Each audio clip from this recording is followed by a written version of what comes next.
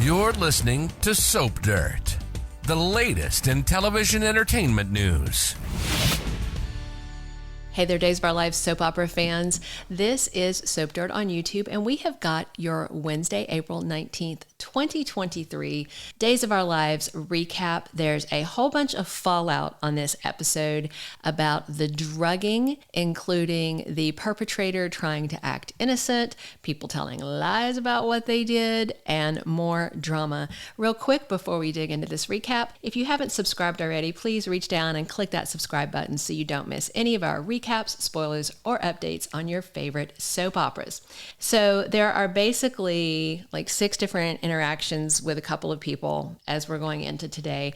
And let's talk first about Sloan Peterson and Eric Brady. Sloan shows up to his door. She's looking for a scarf. She interrupted his train of thought where he was flashing back to him and Nicole getting frisky while they were high on Sweet Bits biscuits.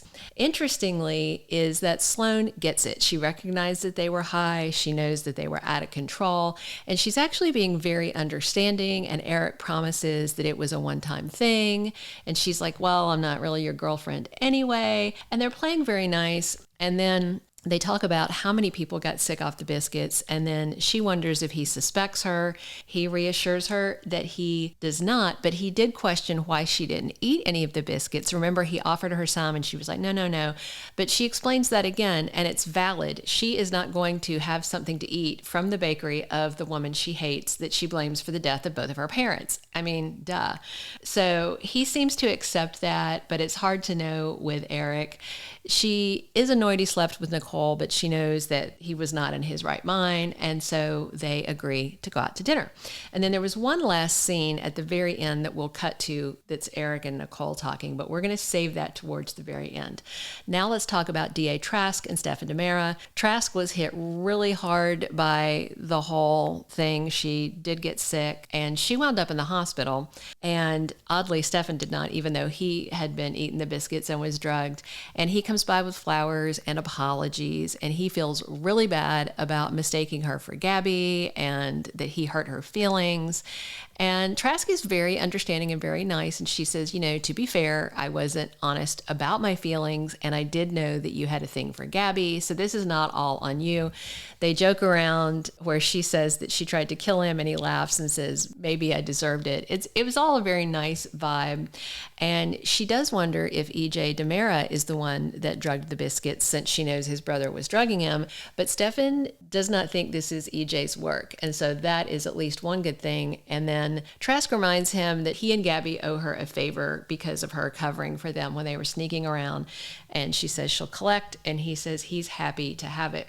Now, let's talk about Chanel and Jada and Talia. The cops are at Sweet Bits Bakery looking for evidence. We know that Talia drugged the biscuits. We also know that Talia had a hoodie up and she had gloves on. So they're dusting for fingerprints, but of course they're not going to find any unless somehow she planted some. And Chanel continues to rant about that there is no doubt that Sloan did this.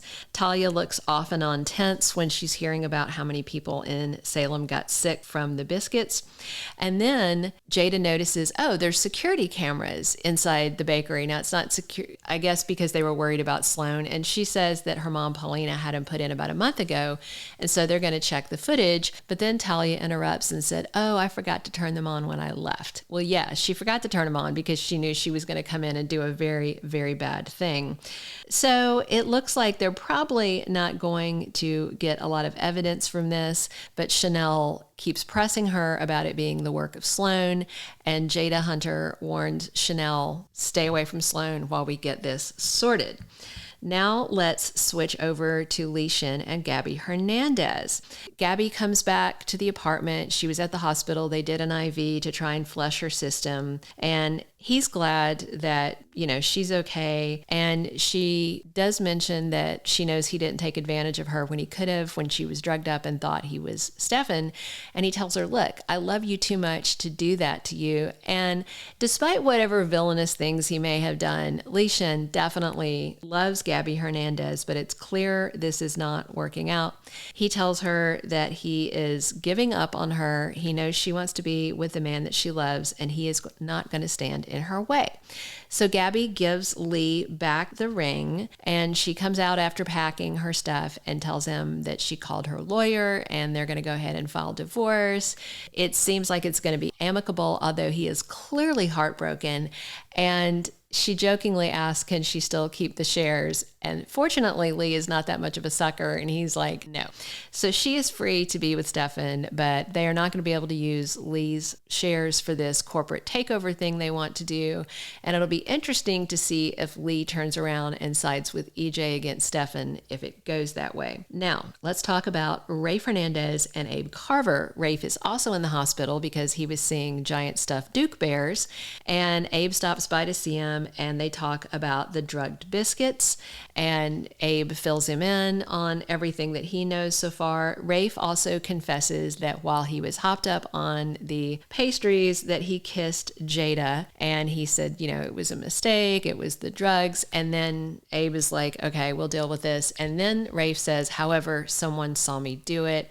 And then they talk about the fact that Sloan witnessed the kiss. Not only did she witness the kiss, but it was very clear that Jada was kind of fighting him off. It looked like he was the aggressor in what could be interpreted as a sexual harassment situation, because she was not having it. And yeah, it was messy. And Rafe and Abe also talk about the fact that they too suspect Sloan of drugging the biscuits. Now, here is a pivotal scene. I saved the best for last. This is EJ and Nicole. So they both got the drugged biscuits, and Nicole is flashing back to her afternoon romp with Eric as well, just like he was thinking about her.